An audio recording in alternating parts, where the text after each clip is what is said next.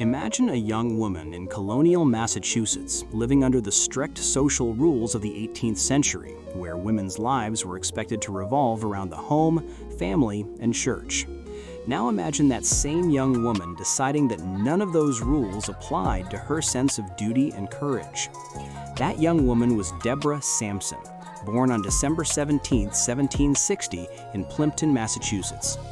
Her story is one of daring, disguise, and relentless determination, a tale that challenges everything we think we know about heroism in the American Revolution. Deborah was the daughter of a poor farmer and lived a childhood marked by hardship. Her family struggled financially, and she had to work from a young age, often performing physically demanding labor typically reserved for men. From her earliest years, Deborah showed resilience, resourcefulness, and an uncommon independence of spirit. She had a keen mind and a strong sense of justice, but in a society that offered women little opportunity for public action, these qualities could easily have gone unnoticed. Instead, they would propel her into history. The American colonies were on the brink of revolution as Deborah reached young adulthood. The call for men to join the Continental Army was growing louder, and stories of battles, patriotism, and duty captured the imaginations of young colonists. Deborah was inspired, but as a woman, she could not enlist. However, she was not content to sit idly by. Determined to fight for the cause she believed in, she made an extraordinary decision. She would disguise herself as a man and join the army. Around 1782, Deborah adopted the identity of Robert Shirtliff, cutting her hair, binding her chest, and donning men's clothing.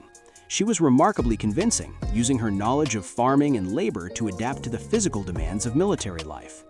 At the time, many young men had to prove their strength, endurance, and courage, and Deborah matched and often exceeded these expectations.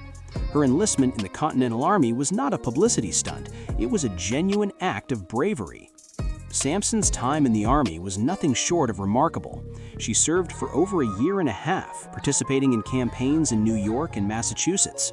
She endured the harsh realities of 18th century warfare, marching long distances, sleeping in camps, facing hunger and exposure to the elements, and engaging in drills and combat exercises. At one point, she was wounded in battle by a musket ball which struck her thigh. Fearful that the injury would reveal her identity, she removed the bullet herself, demonstrating not only courage but extraordinary practical ingenuity. This act alone speaks volumes about her character. She was resourceful, determined, and unflinching in the face of danger. Throughout her service, Deborah maintained her male disguise, and few suspected the truth. She relied on discipline, secrecy, and a keen understanding of human behavior to navigate a world entirely unprepared for women in combat roles. The fact that she succeeded in this for so long highlights both her intelligence and her audacity. It's a testament to her courage that she not only survived, but excelled in circumstances that could have easily led to exposure, injury, or death. After the war, Sampson revealed her identity. Her story quickly captured public attention. She had done what few could even imagine. She had taken part in the fight for independence, not as a bystander, not as a supporter, but as a soldier. Her bravery challenged contemporary ideas about gender roles and women's capacities. Sampson herself did not seek fame. She insisted that her motivations were patriotic rather than personal. She wanted simply to do her part for her fledgling nation. Yet society recognized her courage, and Sampson's life became a symbol of women's capability and resilience. In 1792, she petitioned the Massachusetts legislature for back pay and a pension for her military service, which she eventually received, a remarkable achievement in a society that often disregarded women's contributions entirely. Her story inspired others to reconsider what women could do, particularly in times of crisis.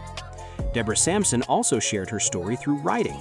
Her biography, The Female Soldier, published in 1805, provided an account of her life, her motivations, and her experiences in the Army.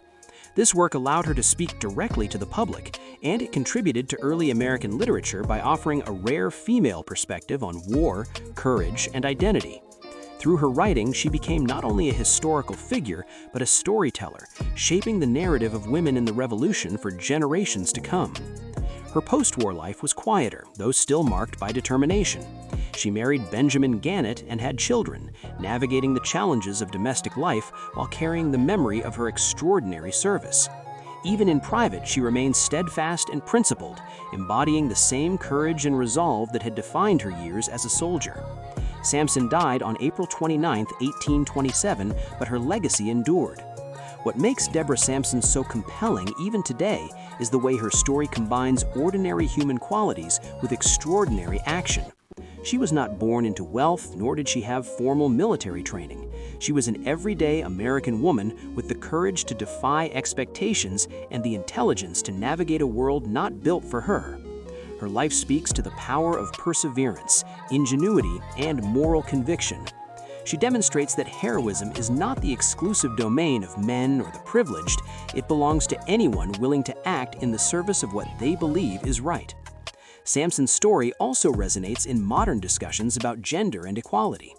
Her life provides a historical precedent for women in combat, for breaking social norms, and for claiming agency in restrictive societies. By dressing as a man, she was not seeking to deceive for selfish gain. She was claiming a space that her society had denied her, asserting that courage and commitment are human qualities, not gendered ones. In reflecting on Deborah Sampson, we see more than a historical figure. We see a symbol.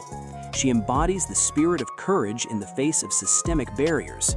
She demonstrates that one person armed with determination and ingenuity can challenge societal norms and leave a lasting imprint on history.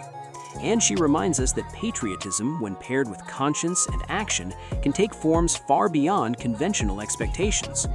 Her life remains a source of inspiration for writers, historians, and activists. Deborah Sampson shows that history is not only made by generals, politicians, or famous men, it is made by those who dare to step beyond the roles assigned to them, to face danger and uncertainty with courage and clarity. Her story is one of grit, cleverness, and the quiet power of conviction. In the end, Deborah Sampson's legacy is enduring because it speaks to a universal truth. True courage is often quiet, often hidden, and sometimes comes disguised in ways the world does not immediately recognize. She reminds us that the fight for freedom, for justice, and for recognition is not always fought on grand stages. It is fought in the choices we make when no one is watching. And in that sense, Deborah Sampson remains one of the most remarkable figures in American history, a woman who dared to live and fight beyond the boundaries her world set for her.